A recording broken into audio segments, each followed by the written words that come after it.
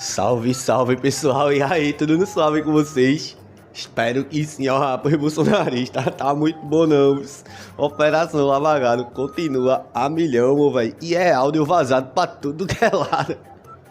Tá chegando a hora do Bolsonaro, o bicho vai se estrepar todinho. Ei, meu irmão, tava vendo a reportagem ontem lá do, acho que é SBT, e pai, tava dizendo que Dino tinha respondido sobre o pedido da defesa de Bolsonaro pra não pra ele ser declarado como suspeito e pai e não participar do julgamento, assim como Cristiano Zanin.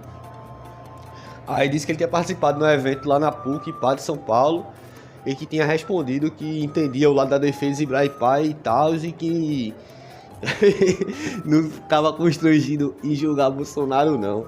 Aí eu peguei e fui lá e pá, porque eu pensei que no discurso de Dino ele ia dar esses papos e pá, assistir o bagulho todinho, e no final das contas ele não falou não, ele deve ter falado essa bagulho em off e pá, e eu fiquei viajando. Porém, ei, Dino tira a braba de 1000 graus, meu velho. A fala dele, como sempre, excelente. E eu vou trazer aqui pra nós dar uma sacada. Na humildade, se inscreve no canal, caso não seja inscrito. Deixa like e comentário também, por favor, que é essencial pro vídeo chegar mais longe. Aí eu vou trazer aqui o vídeo da aula magna que Flávio Dino apresentou lá na PUC de São Paulo. E sem maiores delongas, bora pro vídeo. É fogo no gado, papai. E só pra reforçar pra golpista, é sem anistia e sem saidinha, viu, véi? Em primeiro lugar, muito obrigado. Longe de vocês terem gratidão, eu que tenho pela oportunidade de retornar aqui a esse espaço tão importante para o Brasil.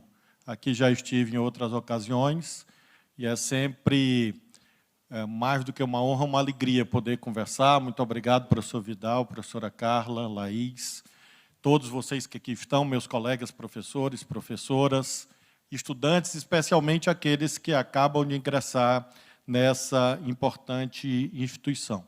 Por todos os presentes, saúdo aqui o Chico Pinheiro e quero cumprimentar, portanto, a sociedade em geral que aqui está, não só a área jurídica. Amigos, amigas, eu escolhi um tema que tem a marca da atualidade, porque creio que é uma oportunidade de nós conversarmos um pouco sobre aflições, angústias, debates que são muito comuns. Eu sou de uma geração em que as pessoas sabiam mais a escalação da seleção brasileira do que a escalação do Supremo. E isso mudou um pouco nos últimos anos e, muito provavelmente, a família de vocês, os amigos, os vizinhos, o motorista de táxi, todo mundo tem uma opinião sobre mim. A única coisa que eu não aceito é a fake news que eu estou acima do peso. O resto, tudo, eu acho que é compreensível dentro do regime democrático e é fruto desse processo que eu vou descrever aqui para vocês, para que fique patenteado, claro, que quando se critica o Supremo, com razão ou sem razão, nós precisamos compreender o processo histórico que levou a esse Supremo que nós temos hoje, para que não haja a incompreensão segundo a qual se cuida, por exemplo, de erros ou desvios pessoais desse ou daquele ministro, juiz da Suprema Corte brasileira. Se nós olharmos a trajetória das democracias ocidentais, nós encontraríamos sempre uma perspectiva mais avançada, mais evoluída a cada passo dado. Então, separação do direito em relação a outros sistemas de poder. A ideia de limitação do poder, seja no sentido da repartição horizontal, que é aristotélica, depois liberal, seja no sentido da separação vertical, que tem uma matriz que leva ao federalismo, uma matriz bíblica, inclusive, né? Moisés, Jetro, está lá no livro do Êxodo, a ideia de repartição vertical do poder. Depois, isso se afirma no que nós convencionamos chamar de Estado federal ou das autonomias regionais. Nós vamos encontrar as gerações de direitos, cartas de direitos fundamentais, o constitucionalismo de um modo geral, eleições periódicas, o conceito de independência judicial, controle de constitucionalidade. Finalmente, aquilo que parecia o horizonte mais radiante da humanidade, a ideia de cartas internacionais de direitos, normas regedoras dos conceitos de fraternidade, de igualdade, de liberdade, e tribunais internacionais que teriam autoridade para garantir a eficácia desses instrumentos internacionais. Ora, até aí, resenhando 500 anos de trajetória da humanidade, nós diríamos, andamos bem, como todos nós aqui, em algum sentido, herdeiros dessa tradição política jurídica. Mesmo no Brasil, com as suas dificuldades todas, nós saímos da ditadura militar, fizemos uma constituinte, temos uma Constituição longeva, democrática, temos alternância no poder, direitos sociais mais avançados do que tivemos em outros momentos da história da humanidade. Eu sempre cito o caso da vacinação. Eu tive doenças que meus filhos não conhecem, catapora, sarampo, etc. Então, quando nós olhamos este panorama, mesmo no Brasil, nós diríamos assim, o evolucionismo institucional se fez presente de modo inequívoco até que cheguemos neste momento. Sim, isto é verdade. Porém, como toda verdade, toda tese carrega no seu ventre a sua negação. A marca do nosso tempo, amigos e amigas, é que essa negação talvez não tenha sido tão contundente quanto agora. Mesmo se nós olharmos o panorama da humanidade há 100 anos atrás, década de 20, década de 30 do século XX, o apogeu do nazifascismo, a conjuntura entre guerras, Primeira, Segunda Guerra Mundial. Ali havia um questionamento desse evolucionismo que marcaria o caminho luminoso das democracias ocidentais. A meu ver, não tão agudo quanto agora. Em primeiro lugar, porque nós somos hoje postos em xeque com muito mais incisividade, velocidade e contundência do que antes. Então, eu, por exemplo, sou visto, e todos nós aqui, os professores também, todos nós, como integrantes de algo que é chamado genericamente de, entre aspas, o sistema. Então, haveria um sistema ameaçador que domina as consciências, que coloca chip dentro de vacina contra a Covid e é capaz dos engendramentos mais extraordinários para tirar a liberdade das pessoas. Em segundo lugar, nós temos uma satanização de uma expressão outrora canonizada, e com justa razão canonizada, direitos humanos. Direitos humanos, hoje, em larga medida, é visto por imensos setores sociais como leniência com crime. Defender a violência. Uma turminha que é a favor de roubo, furto e homicídio. Diferente, obviamente, do que nós tínhamos algumas décadas atrás.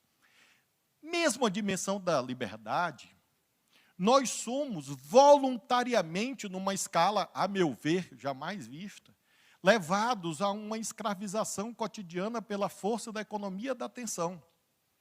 A economia da atenção ganhou uma primacialidade como nunca na história da humanidade, mediante a democratização da tecnologia. Nós somos escravos do celular.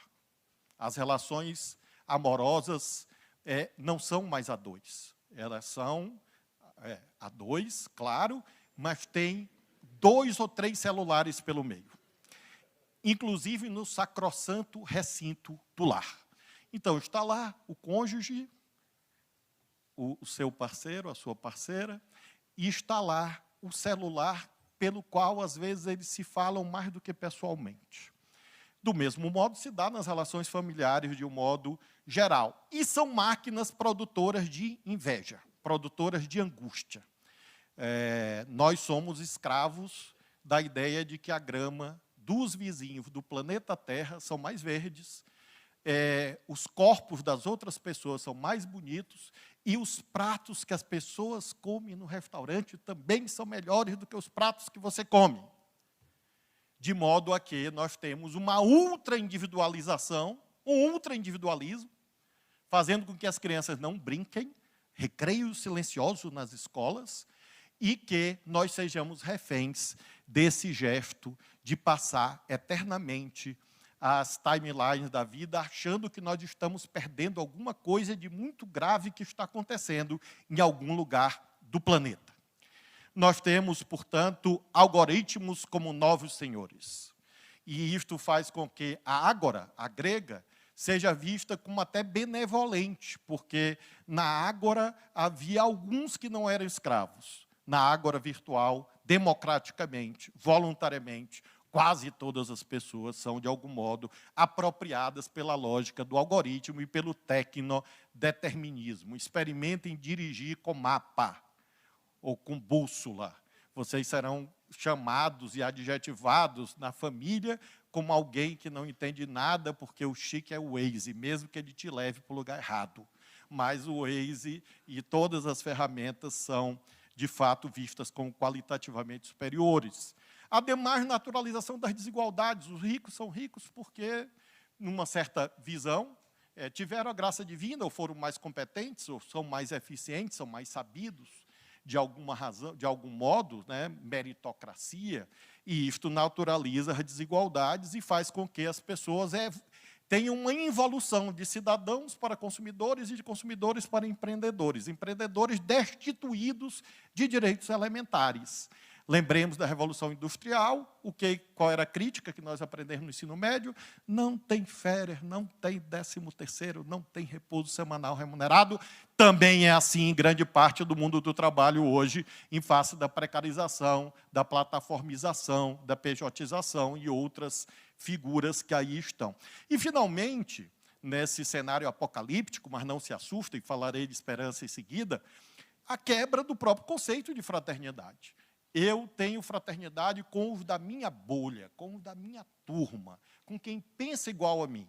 E não é que eu não goste de quem pensa diferente. Eu quero exterminar quem pensa diferente. E, se possível, fisicamente, com arma, literalmente, como nós assistimos daqui e dacolá. E tudo isto visto como algo que seria em defesa da liberdade. Amigos e amigas, se é assim, se nós temos esse contraste entre aquilo de mais generoso que o pensamento jurídico foi capaz de formular e aquilo que Sua Excelência a realidade apresenta todos os dias, isto vai, de algum modo, impactar o funcionamento do Poder Judiciário. Nós tivemos eleição na Argentina, nos Estados Unidos, na Alemanha ontem. Peguem a estratificação do voto na Alemanha da juventude. A juventude votou maciçamente ou na extrema esquerda ou na extrema direita. De um lado ou de outro. Ou seja, nós vivemos uma era, e isto se deu também em outros processos eleitorais, em que essas ideias sobre as quais nós baseamos o constitucionalismo liberal são fortemente postas em xeque, em questionamento pela realidade. Qual é o estado da arte? Se você não consegue processualizar esses conflitos, ou eles degeneram em briga aberta, em algum tipo de ruptura, ou você pode ser tentado a buscar falsas soluções. O Poder Judiciário é exatamente um ator, um personagem que faz parte ativamente disto tudo, dessa contradição que mencionei, mas, num certo sentido, é refém desta conjuntura. Refém em qual sentido? O Poder Judiciário, ele se diz juridicamente, inerte. Vocês nunca viram um juiz da Suprema Corte correndo na Praça dos Três Poderes atrás de um processo, dizendo, ei, entra aqui com a petição. Não, normalmente é o contrário, a gente corre e a petição vem atrás da gente, em busca da gente. O Supremo é chamado a arbitrar as mais diferentes questões. E aí, muitos cobram o quê do Supremo? O Supremo se mete em muita coisa. O Supremo tem que ter mais autocontenção. Amigos, amigas, não existe tribunal constitucional do mundo que haja somente com autocontenção ou coativismo. E mais, é falsa a ideia que a autocontenção é boa, é algo bom, e ativismo é algo ruim. E é falsa a ideia de que o Supremo, quando se abstém de decidir alguma coisa, fez o certo. Quem tiver dúvida, olhe o julgado do Supremo sobre a deportação de Olga Benário. Uma cidadã, alemã, é verdade, casada com um brasileiro, grávida de um bebê, e que foi deportada para a Alemanha e morreu no campo de concentração, e buscou evitar essa deportação onde, adivinhem? No Supremo Tribunal Federal. E o que foi que os meus colegas da época disseram? Isso é ato político, não é conosco. Autocontenção. É certo entregar uma mulher grávida para morrer no campo de concentração? E o ativismo? Essa expressão cunhada na década de 40 nos Estados Unidos. Muita gente diz assim, o Supremo é muito ativista. A Suprema Corte dos Estados Unidos foi que inventou isso. Vocês sabem para quê? Para, no século XIX, dizer que escravo não tinha direito. Ativismo. Dizendo, olha, escravo não pode litigar aqui, porque não é um cidadão pleno.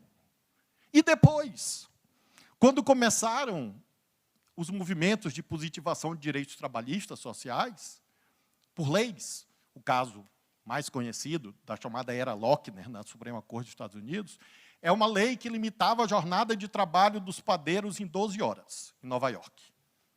A Suprema Corte declarou inconstitucional, porque violava o direito de propriedade, violava a livre iniciativa. Ativismo. E isso durou até a década de 30 do século XX. Então, sobre essa contradição a que fiz alusão, não é possível imaginar que o Supremo Tribunal Federal brasileiro vai dar uma resposta automática à crítica, ou de autocontenção ou de ativismo, sem levar em conta o caso concreto. E quando adotar uma postura absenteísta de dizer, isso não é conosco, isso pode estar certo ou pode estar errado, e vice-versa. Por que que eu coloco essa questão para vocês? Porque a pressão que é feita, pressão social, sobre o Supremo e sobre os seus integrantes, a meu ver, muitas vezes, quando se fala em autocontenção, ou seja, não julgue isso, o que se busca é outra coisa. O que se busca é omissão, conivência, prevaricação. E o Brasil não precisa disso. Claro que ao decidir muito, o Supremo, até por efeito aritmético, erra, evidentemente, como qualquer instituição falível. Mas o erro maior, a meu ver, seria, nesse instante tão difícil da história da humanidade, dizer que isso não é um problema jurídico, é um problema político. Seria mais cômodo. Minha mãe ia ficar mais feliz, ia ser menos xingada. Eu teria menos preocupações pessoais. Talvez sofresse menos. Mas, em relação a certos temas tão fundamentais, de fato não é um tema que interesse ou que seja de competência do Supremo Tribunal Federal, exemplifico com 3 situações para levar a resposta a essa pergunta. O Supremo brasileiro é muito ativista e deve ter mais autocontenção, autolimite, ou ele se vê levado a exercer um papel mais largo, exatamente pelo nosso tempo, e pelo contraste entre o acervo teórico próprio do mundo jurídico e aquilo que se vê na realidade. Quais são os 3 temas? Primeiro, o tema da própria largueza da regulação. Nós estamos, nesse momento, julgando, dizia o professor Vidal, a temática, e todos sabem, da regulação, entre aspas, da internet. Por que isto? Porque nós temos uma lei chamada Marco Civil da Internet, 2014, E, basicamente, essa lei foi feita, e eu acho que o professor Horácio mencionava há pouco, foi feita em 2012. E a tecnologia era de outro tipo. E a questão que foi posta lá, que está no artigo 19 da lei, é a seguinte: se eu faço uma postagem defendendo que a Laís seja agredida, a plataforma não é juridicamente responsável por essa minha postagem. Ela só é responsável se a Laís entrar na justiça. Eu nem pensei nisso, tá? Fica tranquila. É porque ela ficou meio assustada, que eu me aproximando. A plataforma só é juridicamente responsável se a Laís entrar na justiça, o juiz der uma liminar, o juiz mandar tirar essa minha postagem e a plataforma não tirar. Aí, a Laís pode pedir uma providência, inclusive indenizatória, da plataforma. Artigo 19 da lei. A questão é que, de 2012 para cá, a tecnologia se intensificou. Existia um troço no passado, alguns vão lembrar, chamado Orkut. O Chico riu, porque ele é antes do Orkut, ele é do tempo do telegrama. Então, existia Orkut, pessoal. Não existia essa instantaneidade que hoje, inclusive, escraviza o tal do jornalismo profissional. O volume de notícias e de postagens é avassalador. E mais, o mais importante, do ponto de vista jurídico, as plataformas deixaram de ser espaços, ambientes neutros no que se refere à circulação da informação. As plataformas definem o que nós olhamos. Definem por interesses comerciais. É o modelo de negócios. Eu não estou fazendo um julgamento moral. É uma constatação. Como é que sustenta aquilo ali? Sustenta monetizando a nossa atenção. E para monetizar a nossa atenção, existe um sistema, os tais algoritmos, que recomendam patrocínios que fazem com que esse negócio se torne o mais rentável do planeta Terra na história da humanidade. Os milionários, os bilionários do nosso tempo eram os donos de petroleiras, eram os donos de terras, eram os donos de grandes construtoras. Esses eram os bilionários. Os trilionários do nosso tempo são os proprietários das máquinas produtoras e circuladoras de informação, as Big Techs. Portanto, a pergunta jurídica é a seguinte: se eu posto algo contra a Laís, ou contra o Estado Democrático de Direito, ou algo racista, esta plataforma deve ter deveres jurídicos de não fazer, por exemplo, não impulsionar, não aceitar a monetização, o patrocínio, e mesmo, de algum modo, não deve ter deveres jurídicos e algumas condutas de tirar do ar aquilo que não serve, aquilo que é incompatível com a ordem jurídica. E alguém vai dizer assim: mas Flávio, isso é impossível. Não, pessoal, isso já acontece. Artigo 21 do Marco Civil da Internet. Em relação à nudez não consentida, há uma filtragem poderosa,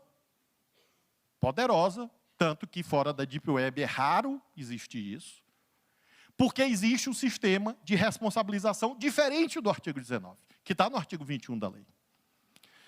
O Supremo está lá, antes, inclusive, da minha presença, e chegam os processos debatendo isto.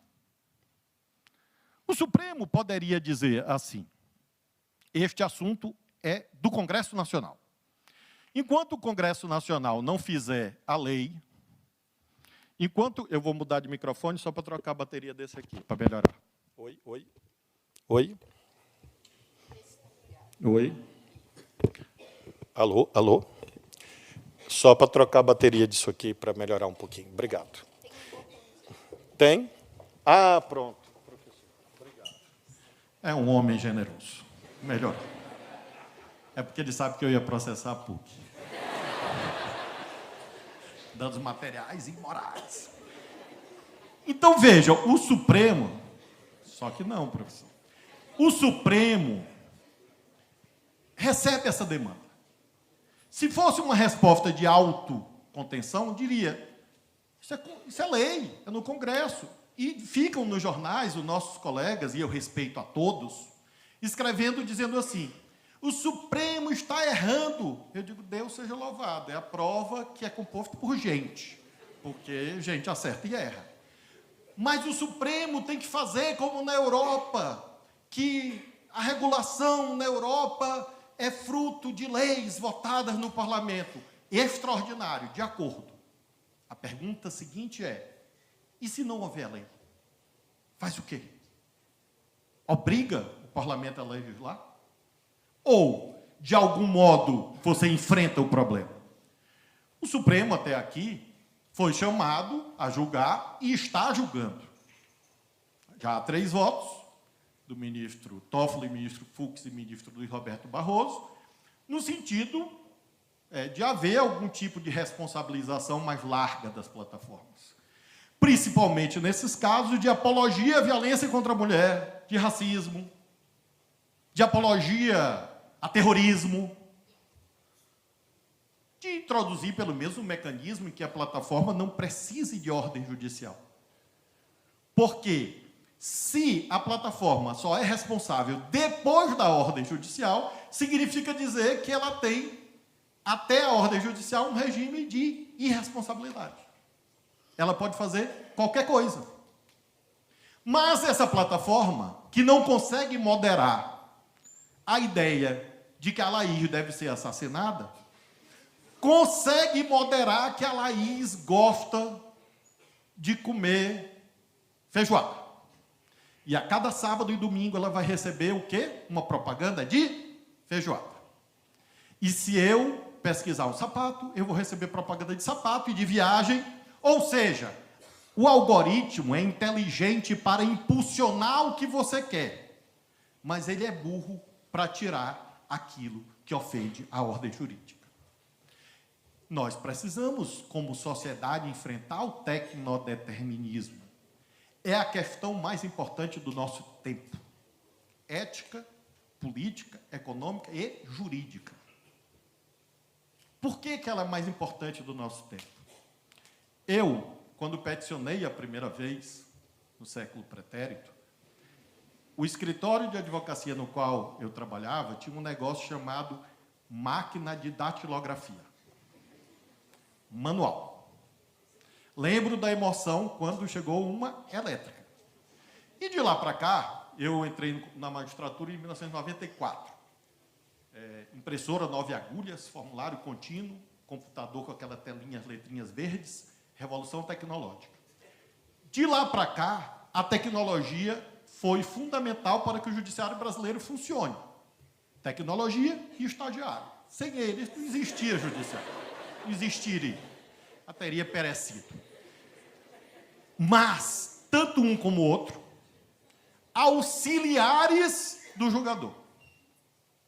Nunca substitutivos do julgador. No Poder Judiciário, nós temos no limiar de um tempo em que nós teremos máquinas capazes de julgar no meu lugar. Como se fosse eu. E de escrever um texto como se fosse eu. A partir dos meus textos. A partir do meu estilo. Eu tenho uma luta pedagógica com um menino dos filhos que eu tenho, um menino de 13, que toda vez que eu venho dar uma palestra, ele insiste em fazer o esquema no ChatGPT e me dá. Eu digo, eu não aceito, é uma reação, é uma rejeição principiológica, eu não aceito nem ler. Ele diz, papai, tá bom. Aí eu, claro, me perdoe, não é vaidade, é a educação do menino. Eu digo, eu tenho certeza que o meu está melhor.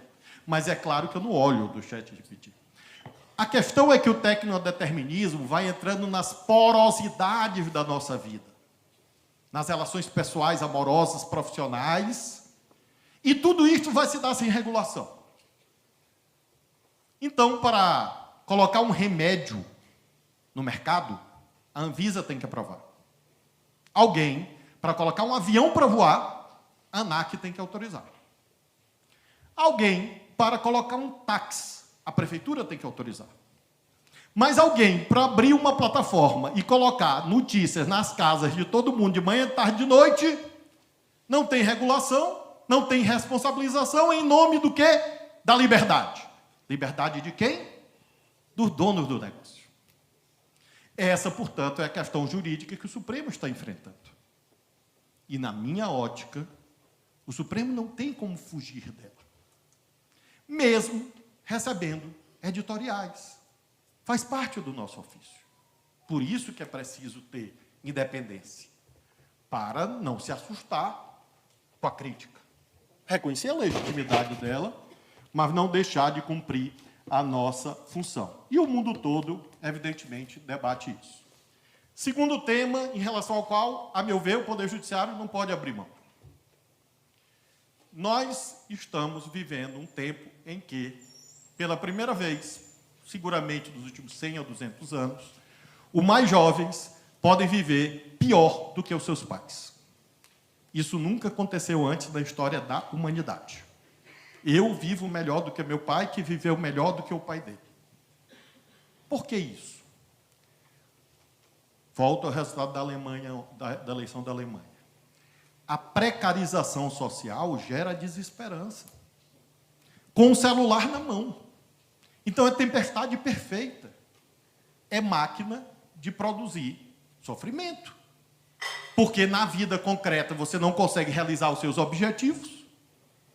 E, ao mesmo tempo, você vê no celular, supostamente, todas as outras pessoas realizando os seus objetivos. Vai todo mundo tomar remédio. Por isso que a indústria farmacêutica, abaixo da tecnológica, é a que mais progride. Então, amigos e amigas, se nós estamos vivendo a dificuldade no mundo do trabalho, esse é um tema jurídico. O que ocorre hoje no mundo do trabalho? Não vou falar de concurso público, que diminuiu bastante, na nossa área jurídica, inclusive. Quando eu fiz concurso, em 1990, 93, 94, era o paraíso do concurseiro, era um por semana. Hoje, evidentemente, há limites à expansão da máquina do Estado. Mas no mercado privado, nós estamos vivendo a era da desregulamentação. Ou seja, as pessoas trabalham sem direitos. Qual a consequência disso? Em primeiro lugar, claro, as pessoas que estão ingressando no mundo do trabalho não conseguem, por exemplo, tirar férias. E as mulheres não conseguem ter licença gestante. E qual é o efeito sistêmico na sociedade? Daqui a pouco ninguém se aposenta. Porque nós, a senhora está fora, eu e o professor Vidal, que já estamos próximos da idade de se aposentar, precisamos de que jovens ingressem no mercado de trabalho para pagar a nossa aposentadoria. Sistema de repartição. Se as pessoas não ingressam no mercado de trabalho, ou ao ingressar não têm direitos e não têm previdência, quem pagará a aposentadoria dos idosos, que são cada vez mais? Porque ninguém hoje pensa em morrer antes dos 80, Deus seja louvado. Então vai todo mundo para o SUS, para o plano de saúde e para a Previdência. E quem paga? O Supremo pode deixar de se debruçar sobre isso? Dizer, não, isso é com a política, é com a economia, mas não é um tema constitucional, não está no artigo 7º da Constituição. E eu tenho votado seguidamente no sentido que o Supremo defenda o constitucionalismo social. Direitos não são estorvo. Direitos são sinais de desenvolvimento. Direitos não são obstáculos ao progresso material. Direitos são sinais de progresso material.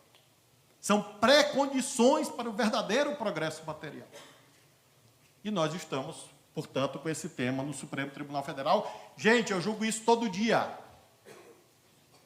Todo dia, de algum modo, chega no Supremo alguém que está trabalhando como pessoa jurídica, alguém que está trabalhando como autônomo, alguém que foi plataformizado.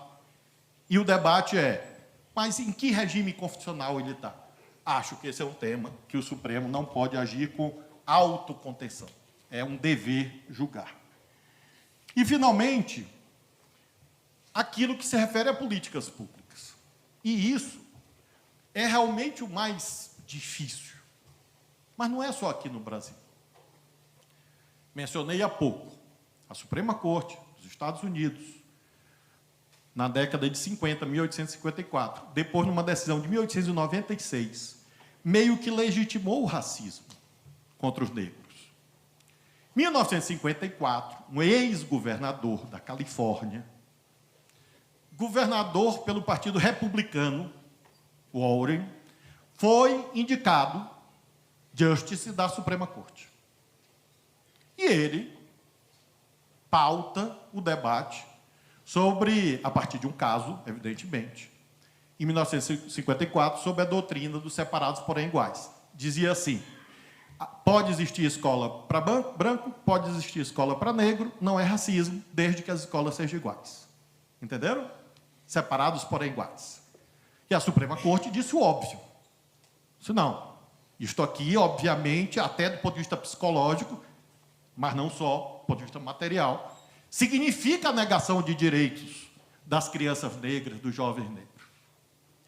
1954, do ponto de vista histórico, outro dia. A dessegregação das escolas nos Estados Unidos foi um processo que se estendeu por mais de 10 anos, sob monitoramento judicial.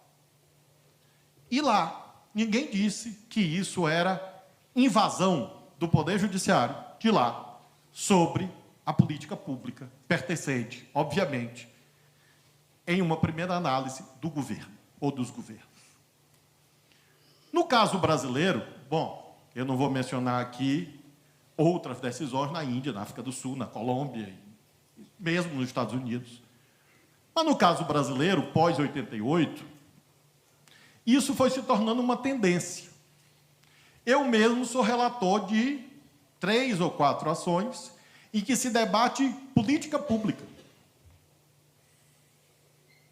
Não a adjudicação tradicional do direito individual, mas o conteúdo e a compatibilidade de uma política pública com a Constituição. Cito o exemplo mais fácil. Preço dos cemitérios em São Paulo. Eu sou o relator. A política pública. O prefeito propôs, a Câmara aprovou, ela foi implementada. Até aí tudo bem. A pergunta que me foi feita ao Supremo, é: esta política pública, tal como implementada, é compatível com a Constituição? Sim ou não? Então, esse é um exemplo de um processo estrutural, em que se discute a estrutura burocrática da prefeitura para regular e fiscalizar esse serviço que é demandado a cada segundo pela população desta cidade. Eu li, mas li com muita atenção, colegas do direito, dizendo que eu estava com algum problema muito grave, porque eu estava querendo decidir até temas atinentes aos cemitérios de São Paulo. Eu, numa decisão, escrevi lá, e agora repito: se o Supremo Tribunal Federal do país não servir para, de algum modo, cuidar dos direitos das famílias que acabam de perder um pai, um filho, um irmão, esse tribunal não serve para nada. Porque não pode existir algo mais essencial do que a vida e a morte.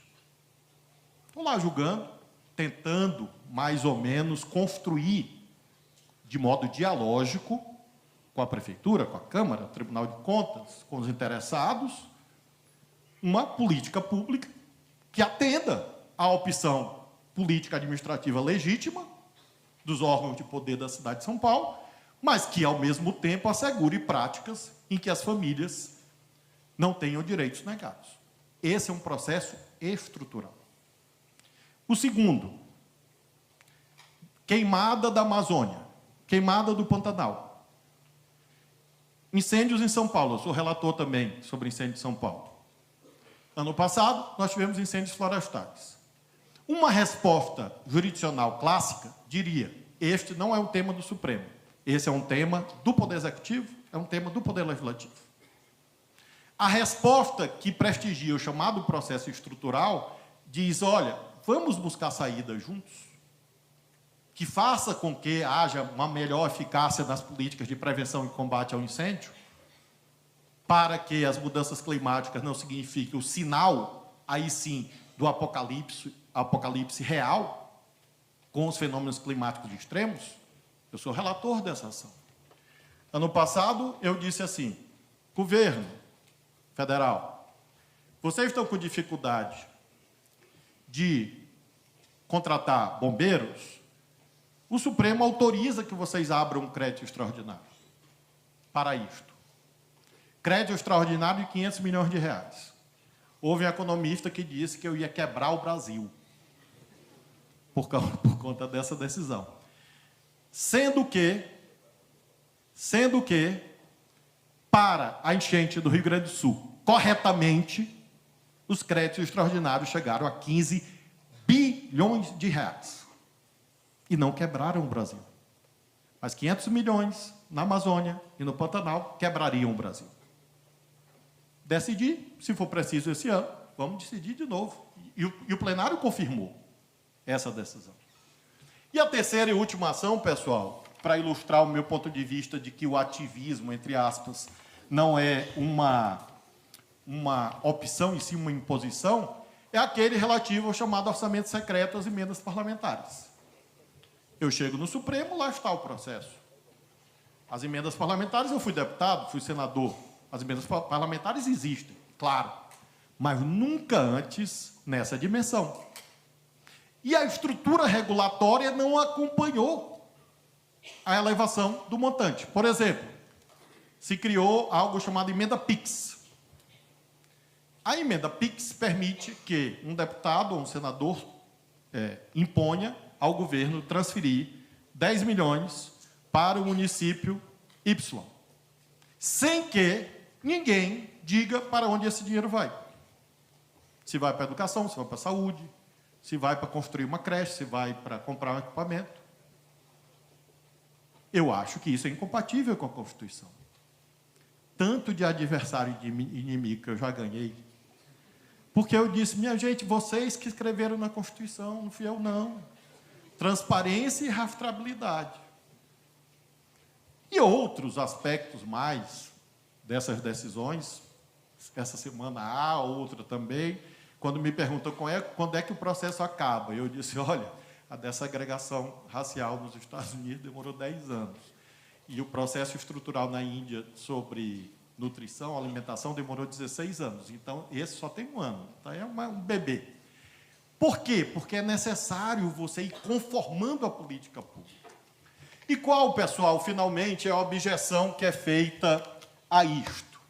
A objeção é feita do seguinte sentido. O judiciário quer ser um superpoder. E isto é invasão nos outros poderes. Todos os dias vocês vão encontrar isso. Todos os dias.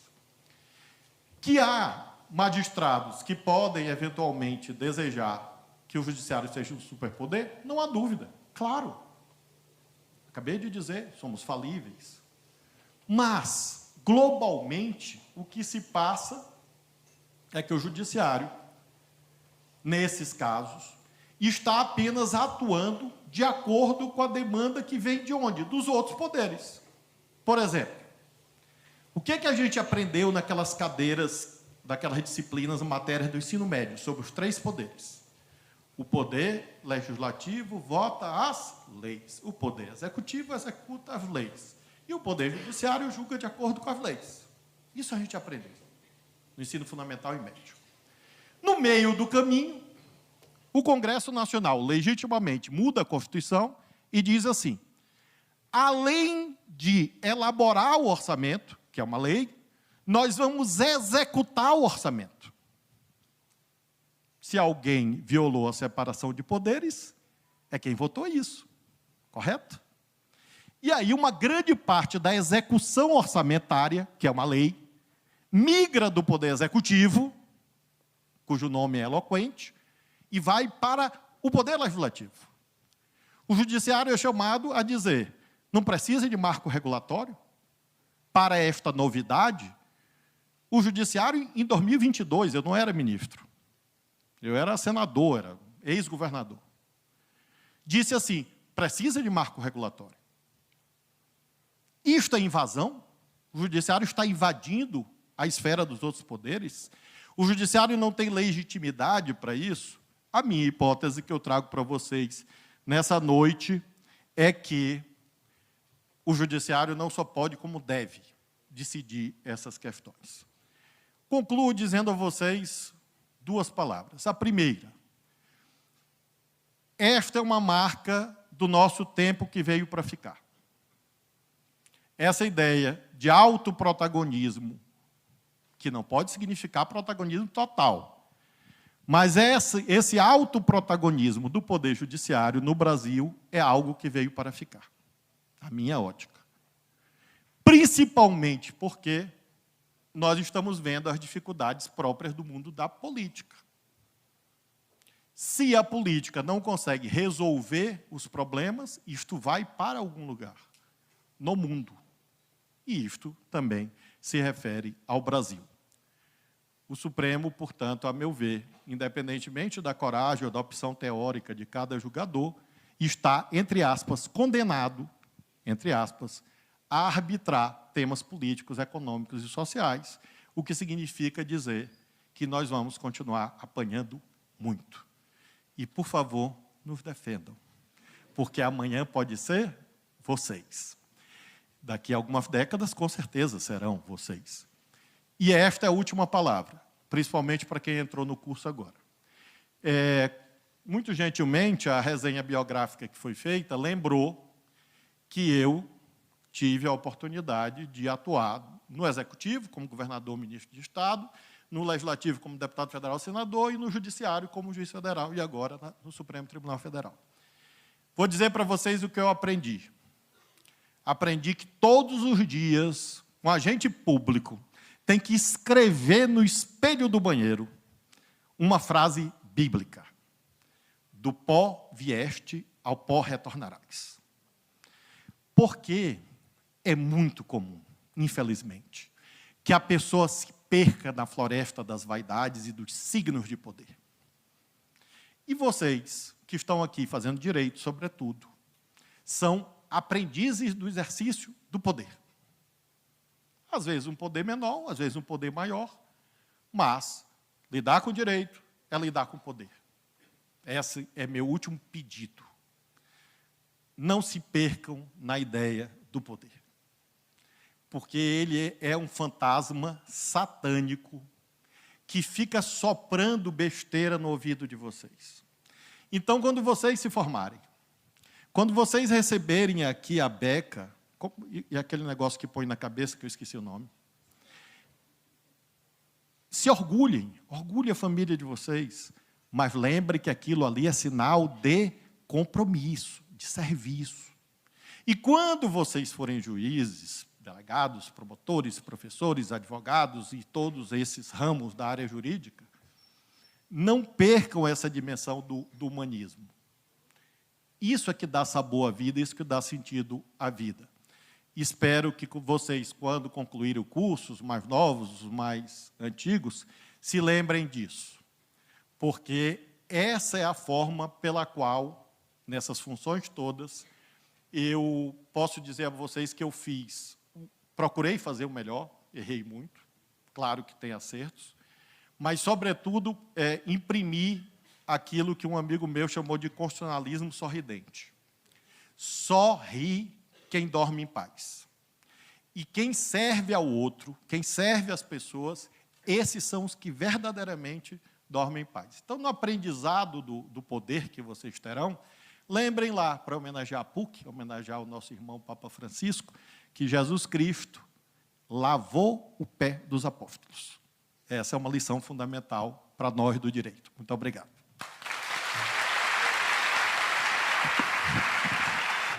E, na moral, sempre magnífico, tá ligado, não? E ainda dando aula magna, oxi. Tira bravo o Supremo Dino, o velho bolsonarista pira. Puxa, quando o Dino chega, a perna do bolsonarista já treme logo, tá ligado?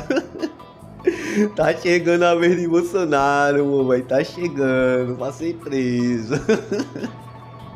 Vai ser sem pano, meu velho. E aí, fazer um bolão e pá, quantos anos que Bolsonaro pega? Pelo regolpismo, pela joia, a falsificação de cartão de vacina e o que mais aparecer. Tomara que Paulo Gonet tenha a humildade de abrir os bagulho também da Covid, tá ligado? Que aquele bicho fez na Covid, movo aí, não pode ficar impune não, pelo menos ao meu ponto de vista, né? Enfim, eu vou encerrar já o vídeo por aqui, tá ligado? Que o bagulho ficou grande. Por favor, se inscreve no canal se não se inscreveu até agora, like também se não apertou até então, peço que aperte. E comentário eu sempre digo, é essencial para fazer vídeo chegar mais longe. Se possível, pode deixar até mais de um comentário. Na dúvida, que comentário, deixa um Viva Lula, um Viva Xandão, um Viva Dino, Viva Paulo Gonet. Oxi, deixa vários comentários aí, um Viva pra Operação Lava Jato. E tamo junto, até a próxima. Pra golpista é sem anistia e sem saída, que golpista bom. É golpista preso, papai. Postura. Todo mal vai cair sobre terra. Vai ser preso, vagabundo! Vai, bandido! Vai, bandido! Inscreva-se, curta e compartilhe. E se possível, manda um Pix. Estou precisando muito e só o Bolsonaro que não precisa recebeu. Até a próxima!